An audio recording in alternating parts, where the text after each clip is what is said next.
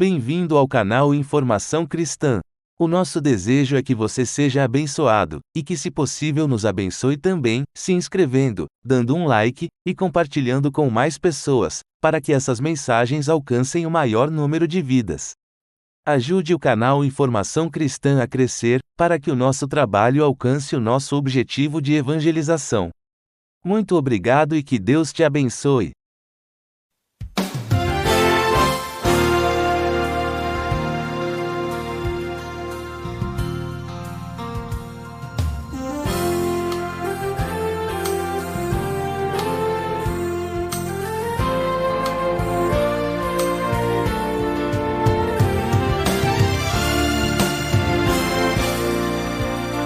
Infelizmente, muitos lares em nossos dias têm se transformado em verdadeiros campos de batalha.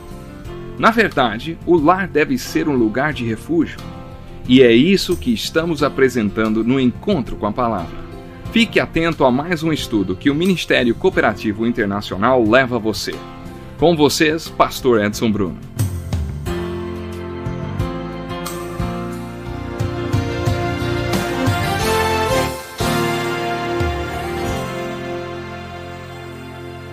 Estamos começando mais um Encontro com a Palavra. Seja bem-vindo ao nosso tempo de estudo da Bíblia Sagrada. Nesses estudos estamos aprendendo sobre os 5 elos que representam as diferentes dimensões da unidade no casamento. Já vimos 3 desses elos separadamente. Vimos o primeiro elo da esquerda para a direita, a comunicação, depois o da compatibilidade, o do amor e agora o da compreensão. Dissemos que comunicação é a ferramenta que mantém a unidade. Você pode trabalhar a unidade do seu casamento se houver comunicação. E se as linhas de comunicação estiverem funcionando, você poderá trabalhar muito bem a unidade. A compatibilidade é a evidência da unidade. Discutimos vários itens desse elo. Depois dissemos que o amor é a dinâmica que impulsiona a unidade. É a dinâmica do casamento cristão. E devemos nos lembrar que, quando falamos de amor, nos referimos ao amor ágape, o amor que Deus é. Sabe? É o amor de Cristo, é o amor fruto do Espírito. O que precisamos fazer é reconhecer que por nós mesmos não conseguimos amar com esse amor ágape e que cada um desses elos é impossível de ser mantido a não ser que tenhamos a ajuda de Deus. É importante entender que esse tipo de casamento é planejado na Bíblia para ser vivido de acordo com os padrões de Deus. Se for um casamento aos olhos de Deus, o qual Deus ordenou na sua palavra pelo seu Espírito, só Deus pode, pela sua graça, mantê-lo.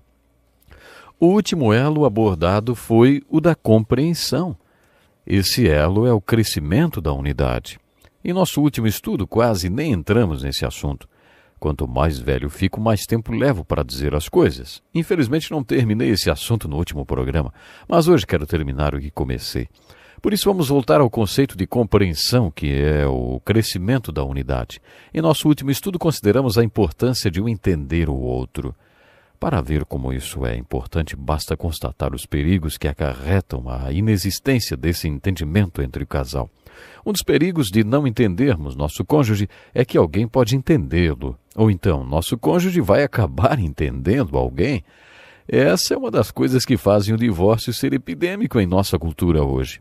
Por isso, esse elo da compreensão deve ser considerado tão importante como os outros. Precisamos entender que todos eles requerem tempo. Leva tempo para amar, para comunicar, para compreender o outro. Também já falamos sobre o desafio que é compreender nosso cônjuge. Você só aceita esse desafio quando toma a decisão de entender a si mesmo. Para que o casal se entenda, deve ter consciência da diferença entre macho e fêmea e da importância do passado da outra pessoa na vida do casal. Você precisa também querer entender o seu cônjuge para que atinja o nível mais profundo de comunicação. E para se comunicar em um nível mais profundo, você precisa aprender a ouvir, precisa enxergar seu cônjuge. Peça a Deus que dê a você olhos para enxergar seu cônjuge e ouvidos, claro, para ouvi-lo. Você deve amar o seu cônjuge e deve ter coragem quando se comunicar em um nível mais profundo. Se você tiver apenas o tipo de comunicação, ei, passa o sal aí, ou parece que vai chover hoje, então não precisa de coragem. Mas se você vai se comunicar em um nível mais profundo, então às vezes vai ouvir coisas do seu cônjuge que não gostaria de ouvir. Você ouvirá coisas que não quer, porque não as aceita, porque as nega, porque não quer encará-las. E você terá que aprender a lidar com esse conflito e com a raiva. Quando você chegar a esse ponto, terá que entender a necessidade da autoestima. É aí que a comunicação entra. Como é importante, sabe, essa ferramenta na construção da autoestima. Um vai ajudar o outro nesse processo. No programa de hoje, quero me deter em 2 desafios que foram lançados nos últimos programas. Vocês estão lembrados que dissemos que, se o casal deseja se entender, também deve entender que cada um possui uma individualidade? Cada um precisa entender que todo ser humano é um indivíduo único criado por Deus. Vocês estão lembrados que falamos que somos indivíduos únicos, distintos de todas as outras pessoas? A individualidade é sagrada. Deus nos criou para sermos diferentes de todos os outros indivíduos da face da terra. É necessário entender que a individualidade pessoal é sagrada. Vou explicar o que quero dizer com isso. Anos atrás eu ouvi a palestra de um psicólogo cristão muito conceituado, também pastor, em uma importante universidade dos Estados Unidos. Ele disse que existe um tipo de teologia que deixa as pessoas doentes. Naquela época eu estava bem doente. Um dia depois que ele deu uma palestra para os ministros, eu perguntei a ele: Dr. Burkhardt, que teologia é essa que deixa as pessoas doentes, hein? E ele respondeu: é essa teologia que diz como a Bíblia ensina que devemos enxergar o indivíduo. Ela é equivocada. As pessoas entendem mal essa questão e por isso muitas pessoas acabam ficando doentes. Aí eu perguntei: mas o que a Bíblia diz sobre o nosso eu? Então ele respondeu: você é um espancador da Bíblia. Pegue sua concordância bíblica e estude isso. Então fiz um extenso estudo de todas as palavras na Bíblia que tivessem a ver com eu. E com isso obtive uma revelação sobre o que a Bíblia ensina sobre nós mesmos e como devemos buscar os nossos eus. Eu realmente tinha um monte de conceitos sobre mim mesmo que não eram bíblicos. No meio do meu estudo, encontrei esse versículo de 2 Coríntios 10, versículo 12. Não temos a pretensão de nos igualar ou de nos comparar com alguns que se recomendam a si mesmos. Quando eles se medem e se comparam consigo mesmos, agem sem entendimento. Isso é muito importante. Mas o que o texto quer dizer, hein? Tenha sempre em mente o conceito de individualidade, de que cada indivíduo é um ser único e distinto de qualquer outra pessoa na face da terra. É assim que devemos nos enxergar e não nos compararmos aos outros. Jesus disse: pois que adiantará o homem ganhar o mundo inteiro e perder a sua alma? Ou o que o homem poderá dar em troca de sua alma? Essa é uma pergunta muito profunda. O que Jesus está dizendo é que a identidade é sagrada, a individualidade é sagrada. Isso torna você diferente de todo mundo. Você é sagrado porque Deus o criou para ser assim, e se alguém oferecer a você o mundo em troca disso e você aceitar, estará sendo um bobo. Afinal, será que há alguma coisa que o homem possa dar em troca de si mesmo? Essa é uma pergunta profunda e Jesus a responde dizendo que não há nada, nem o mundo inteiro. Mas as pessoas se trocam até por um prato de sopa. A Bíblia tem uma história que ilustra bem isso. Havia um homem chamado Esaú que não valorizou os direitos que tinha por ter nascido primeiro, por ser o primogênito. Ele não deu valor para o plano sagrado de Deus, para o fato de ser único e de ter uma individualidade. Por isso ele deu a seu irmão o que tinha de mais precioso em troca de um prato de sopa. Depois que fez isso, ele se perguntou: e agora? Quem é você? Aí então ele gritou e lamentou porque vendera tudo o que era por um prato de sopa. Você está vendo como a Bíblia trata a individualidade? Ela ensina que não importa o que você faça, não a perca. Não perca sua individualidade. Jesus ensinou isso. Não importa o que você faça, não se perca. Um dos primeiros resultados da salvação é a recuperação do nosso eu. Paulo disse a Filemon, um homem rico que ele tinha levado a Cristo: você me deve a própria vida. Filemon teria perdido essa individualidade única que Deus tinha preparado para ele se Paulo não o tivesse levado a Cristo. Mas quando Paulo levou a Cristo, ele recuperou sua individualidade. Quando Paulo ensina Timóteo a aconselhar, ele ensina que quando as pessoas se opõem a si mesmas, estão vivendo em oposição ao que Deus quer que elas sejam. E o objetivo de Timóteo como conselheiro é que elas recuperem isso. Paulo instrui a Timóteo sobre como fazê-lo. Você percebe como a Bíblia trata o indivíduo? Por isso usamos a expressão individualidade sagrada ou identidade pessoal. Bem no início do Velho Testamento, quando Deus começa o seu diálogo com o homem, ele dirige ao homem 4 perguntas. A primeira foi: onde está você? Será que o Criador não sabe a resposta para essa pergunta que ele fez à criatura? Você acha que pode acontecer de Deus não ter uma informação que a criatura tem? Claro que não.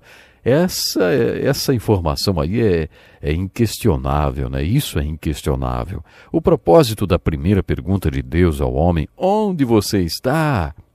Foi fazer o homem pensar que estava em um lugar inadequado. E você? Está onde deveria estar? A segunda pergunta que Deus faz ao homem é: quem lhe disse?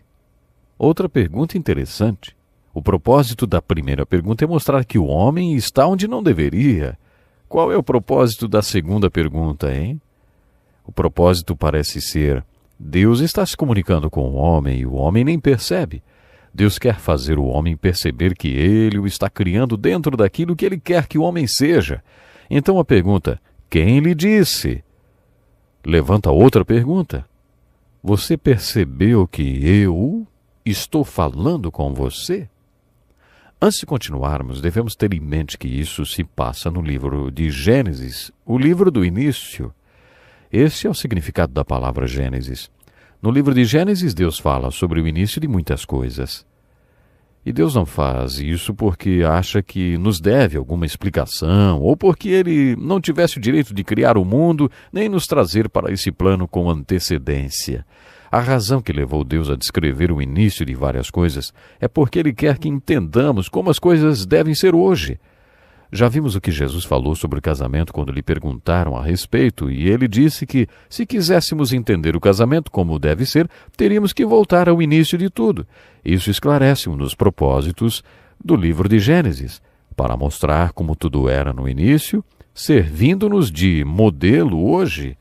Há muitas coisas que queremos entender, como, por exemplo, o casamento. E Jesus nos deu a chave para entender o casamento.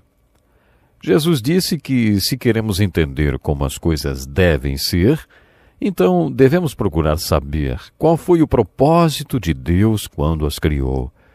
Temos que voltar até o Gênesis. Bom, infelizmente nosso tempo acabou e eu não pude falar sobre as outras perguntas que Deus fez para Adão.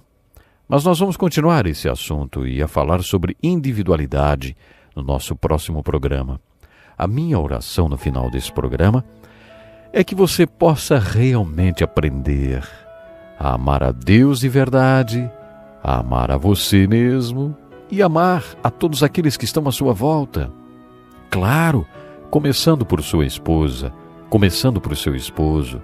Isso vai se estender aos seus filhos e, sem dúvida, a sua família vai ser uma verdadeira bênção. Sem dúvida, você terá grandes conquistas e vitórias dentro do seu lar, dentro da sua casa.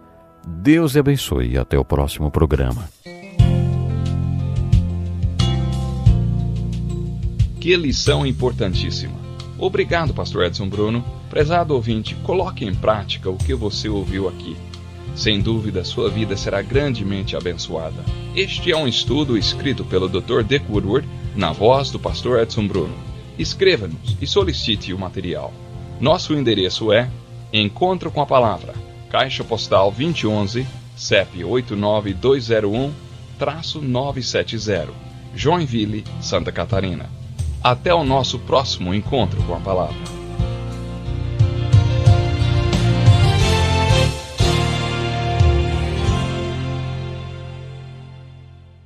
Obrigado por ter assistido um vídeo do nosso canal Informação Cristã. Esperamos que ele tenha edificado a sua vida e também da sua família. Pedimos que, por favor, se inscreva no nosso canal, dê um like e compartilhe esse vídeo para o maior número de pessoas, para que elas também sejam edificadas e alcançadas pela palavra do nosso Deus. Que Deus te abençoe e até o próximo vídeo.